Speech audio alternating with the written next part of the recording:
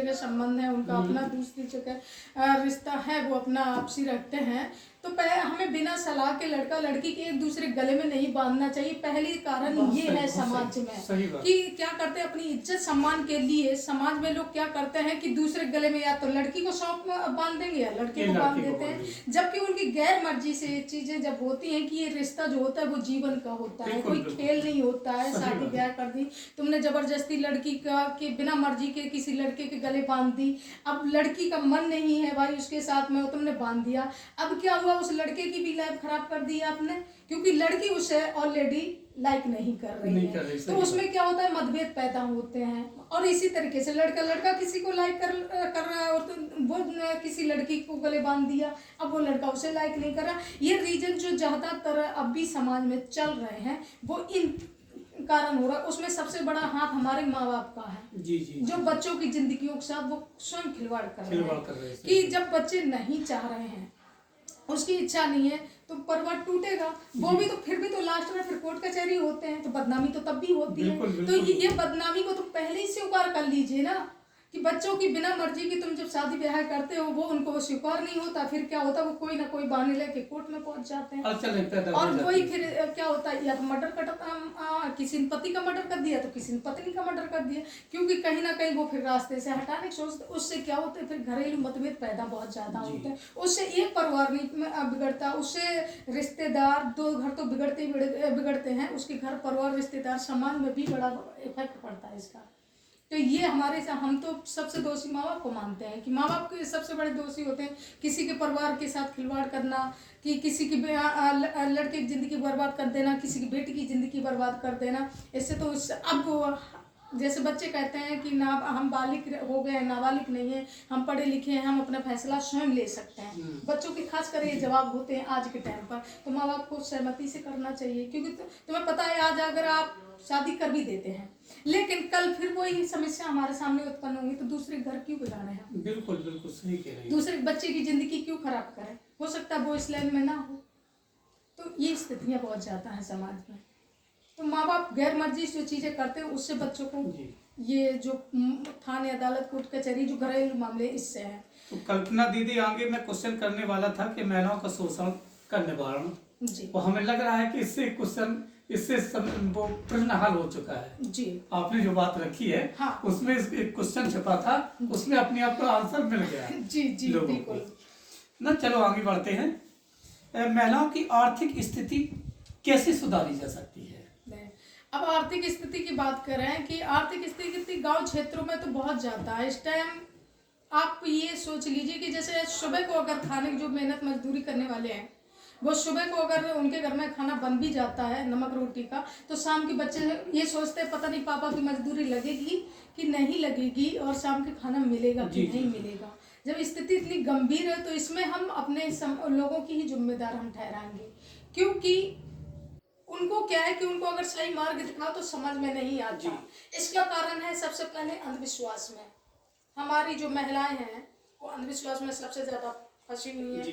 पूजा पाठ में, धर्म में, उनमें बहुत ज्यादा आस्था रखती है, ठीक है रखिए, लेकिन उसके कारण वो कुछ और नहीं सोच पाती हैं अपने बच्चों के बारे में, शिक्षा के बारे में, क्योंकि हर रोज कोई ना कोई त्योहार आ जाते हैं, वो उनमें जो पैसा होता है वो उसमें लगाती हैं। और जब उसमें लगा देती हैं तो बच्चों की ना तो पढ़ाई में ध्यान दे पाती हैं, ना अपना आगे के बारे में सोच पाती कि हमें बच्चों को कैसे पढ़ाना है, कैसे लिखाना है, कैसे हमें इनके भविष्य के बारे में सोचना है। वो चीज़ उनके दिमाग से हटा है और इनका जो मनोवादी षड्यंत्र है वो इसी पर है कि इनको आर्थिक स्थिति इनकी कमजोर होगी और इधर अंधविश्वास का इनको भ्रम में फंसा करके इनको इसमें व्यस्त रखिए, तो आगे ये कुछ सोच नहीं पाएंगी। और महिलाओं का ऐसा माइंड सेट कर दिया है कि वो उससे निकल ही नहीं पा रही हैं। जब वो उसने निकल नहीं पाएंगी तो उनका आर्थिक स्थिति जो कमजोर है वो कारण पहला तो यही है। कल्पना दीदी आपने जो बात रखी मुझे एक याद आ गया कुछ, जैसे आपने कहा अंधविश्वास, रूढ़िवादिता, पाखंडवाद जी, तो सबसे ज्यादा लोग अगर रिसर्च करते हैं तो महिलाओं पर ही क्यों करते हैं? देखिए महिलाओं पर इसलिए करते हैं कि महिलाएं एक तो घर में होती हैं जी, और महिला कोई घर में अकेली नहीं होती। पुरुष कितना भी समझदार हो, कितना भी ज्ञानवान हो, लेकिन घर में वो अपनी बीवी को नहीं समझा पाता। नहीं समझा पाता, सही कह रहे हैं। ऐसा है जी। अब वो अगर एक महिला वो क्या होती घर में होती, उसके पास देवरानी जेठानी, घर की मोहल्ला की महिलाएं, बेटियां सब होती है, और 2 घर 4 घर जुड़े होते हैं, तो घर तो मायका ससुरा तो जुड़ा ही होता है। और दूसरा वो क्या होते हैं कि बच्चे माँ से सीखते हैं ज्यादातर, क्योंकि बच्चों के पास जो रहती माँ रहती है। अब जो परंपराएं रही सनातनी धर्म में, वो ज्यादातर महिलाओं को बार किया गया है। महिलाओं के दिमाग में यूं भर दिया गया है कि हर त्योहार महिलाओं पर ही क्यों बनाए गए, आप समझ रहे हैं? जी, क्योंकि महिलाओं को ही महिलाएं घर को चलाती हैं। महिलाओं को अगर कैच कर लिया तो कहने का मतलब नाते रिश्तेदार और उनकी जो देवरानी जेठानी, मैं की ससुर, सब उनके अंडर में होते हैं। पुरुष एक को नहीं समझा पाता है और महिलाएं 10 व्यक्तियों को समझा लेती है।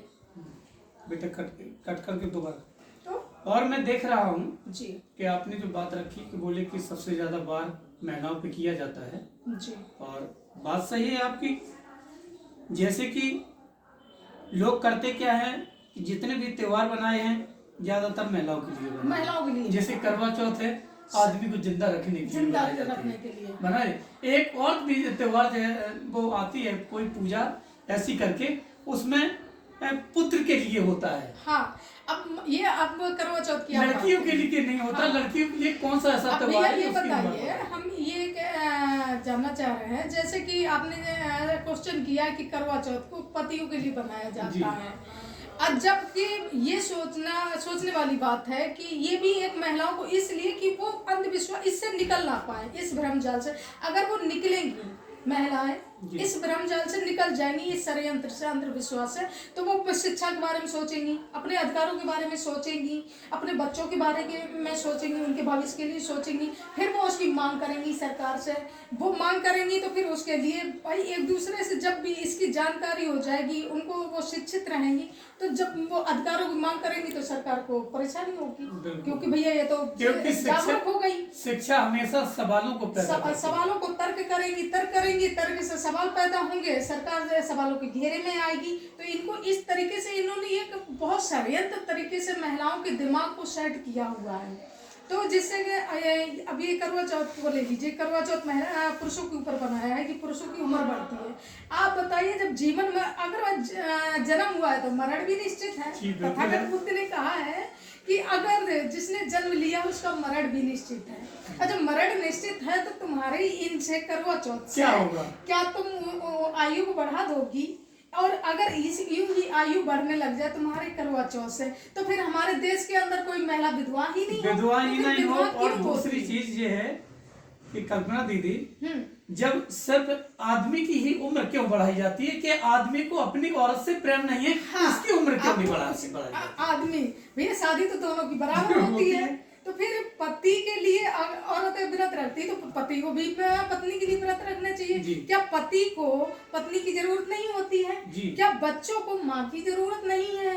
जब फिर भी माँ, भाई बच्चों को माँ की जरूरत है, पति को पत्नी की जरूरत है, तो फिर बच्चों को भी माँ के लिए व्रत रखना चाहिए, पति को भी पत्नी के लिए व्रत रखना चाहिए। उम्र बढ़ाने के लिए सबको, अगर इसी से हो जाए फिर तो समाज में, देश में कोई मरेगा नहीं, विश्व में नहीं मरेगा भाई। अगर इसीलिए तो कोई मरेगा नहीं ना, उसी से उम्र अगर व्रत रखने से। ये सिर्फ अंधविश्वास है, भ्रमजाल यूं फंसाया कि इससे निकले ना महिलाएं। क्योंकि करवा चौथ, दिवाली, होली, इधर वो क्या नाम है, क्या कहते हैं वो, नवरात्र, कहने का मतलब ये सारी चीजें चलते रहती है किसमें? महिलाओं को। वो उसी उलझी रहती है, जिससे वो सवाल जवाब नहीं कर पाती है, जिससे वो अपने बारे में नहीं सोच पाती, अपने आने वाले बच्चों के बारे में नहीं सोच पाती हैं, अपने आने वाले भविष्य के बारे में नहीं सोच पाती हैं, क्योंकि वो उन्हीं से फुर्सत उनको नहीं मिलती है। ये कारण है महिलाओं के गरीबी का और कल्पना आर्थिक कमजोरी का। मैंने देखा है कि जितनी अपनी बुद्धिस्ट महिला है जी, समझना, मैंने उनकी मांग पे कभी सिंदूर नहीं देखा। देखिए, बाबा साहब तथागत बुद्ध ने कहा कि महिला और पुरुष की जब शादी होती है तो बराबर होती है। जब महिला की शादी करके हिंदू धर्म में जैसे कि लड़की को पूरा कस दिया जाता है, मांग से लेके सिंदूर से लेके हाथों पैरों से पूरी तरीके से कस दिया जाता है, उस पर एक प्रॉपर्टी की तरह थप्पा लगा दिया जाता है कि इसकी शादी हो गई है। जी। और भैया शादी तो पति की भी होती है। उस पे कौन सा ऐसा वो होता है जो उसे जिससे पहचाना जाए कि इसकी ये शादी शादी होगी, सही बात है। ये तो कहने